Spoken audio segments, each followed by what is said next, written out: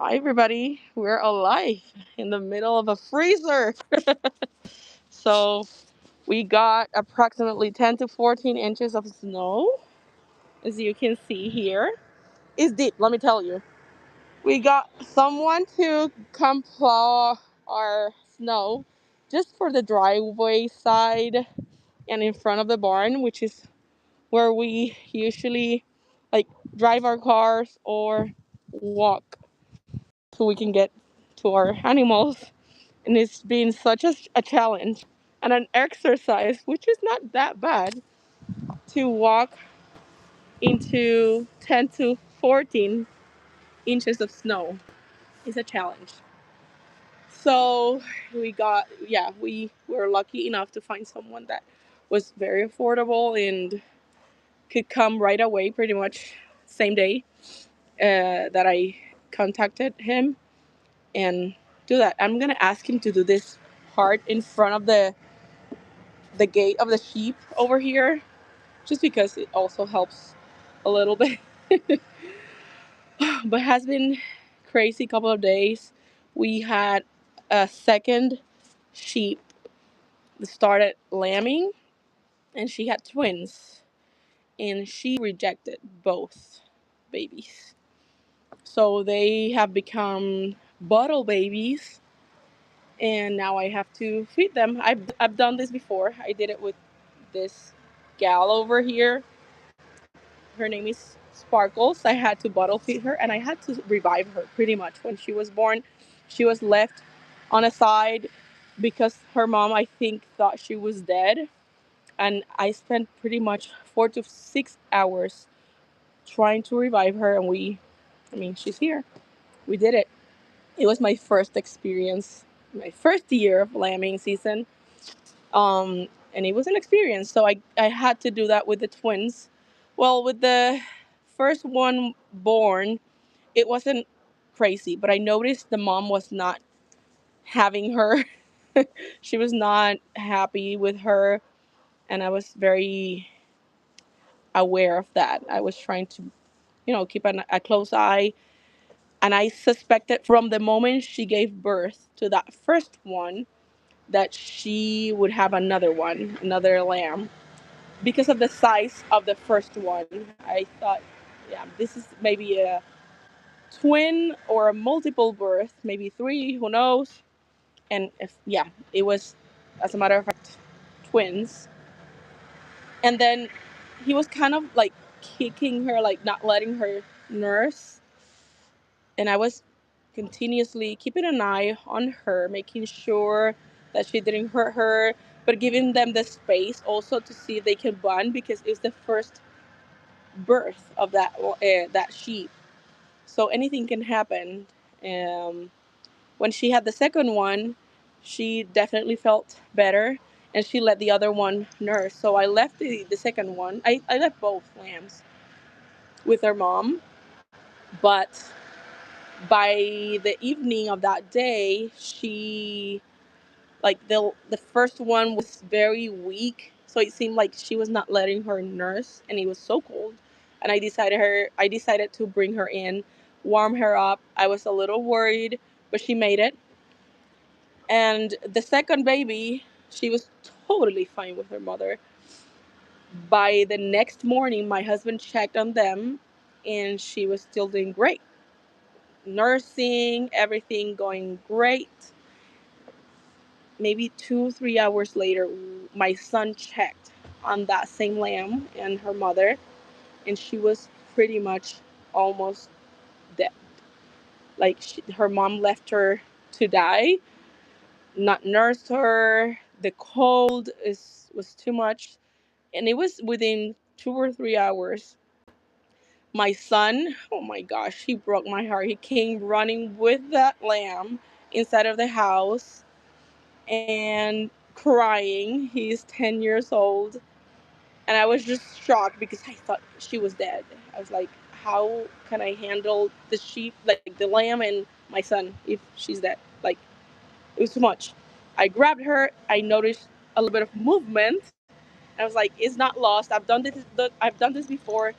Sparkles here, my first year, she was in a like a lot worse shape. Like she was gone pretty much. And I brought her back. God brought her back and he helped me.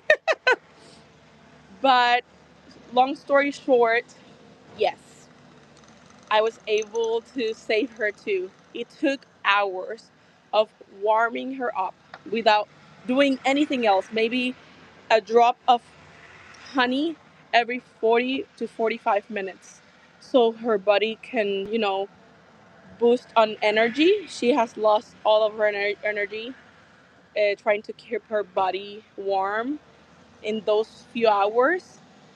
And um, hours of warming up. I got blankets, towels, and a warming pad, and in front of the, how do you say that, fireplace.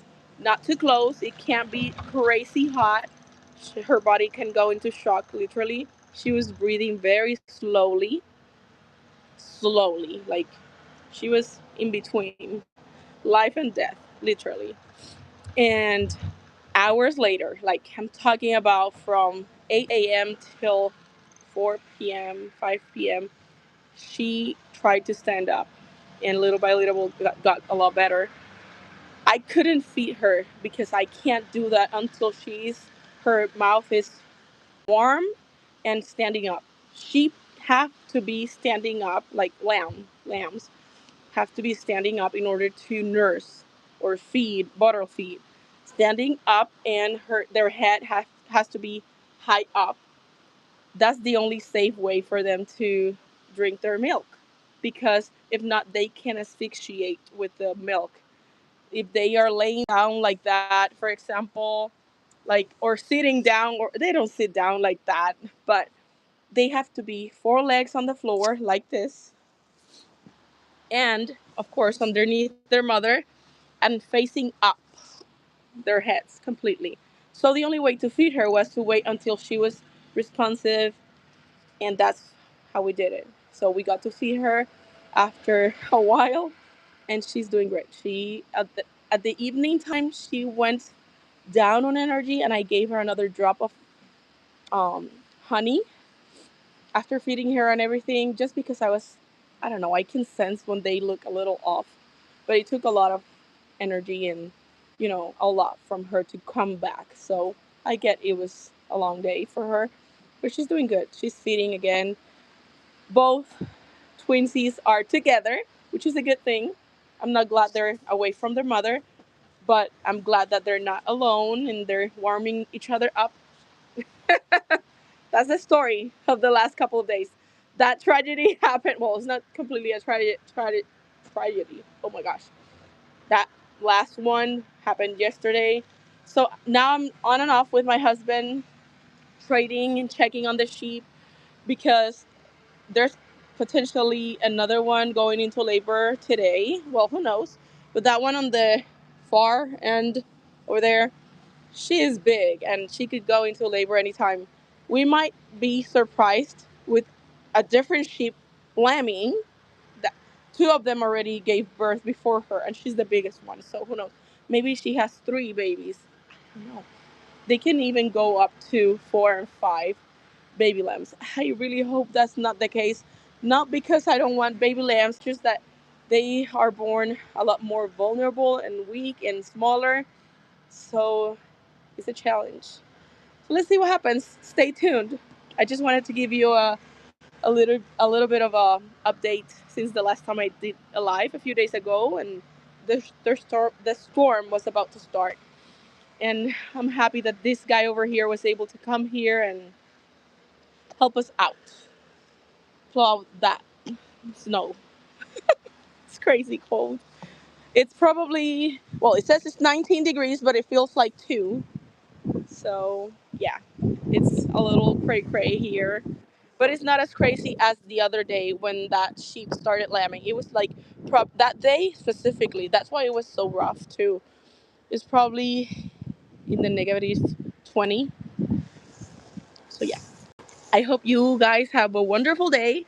I appreciate all of you connecting and saying hi and commenting. If you have any questions, please reach out. You can always follow us, subscribe to our channel, but also follow us in our Instagram page, Salt and Sage Ranch. We also have a TikTok page. I forgot to mention that. We're slowly growing it little by little. Same name. And I think it's the same logo, same as Instagram, same picture.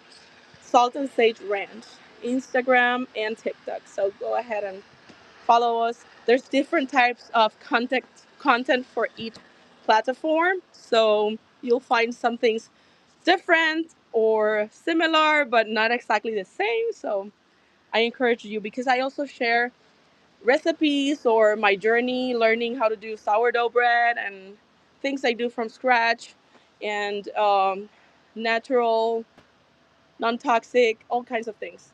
So I hope you have a wonderful day. I will leave you to it and I'll continue with my list of things I need to do today. Bye bye. Say bye. This one was our first one of this season. She's been doing great from the beginning. Just one. I mean, that's the difference between having one and multiples. She's so big compared to the other ones. She's doing wonderful in this kind of weather. They're choosing to stay out here versus inside of the shed. They love this weather. So, bye bye, everybody. Let me click here.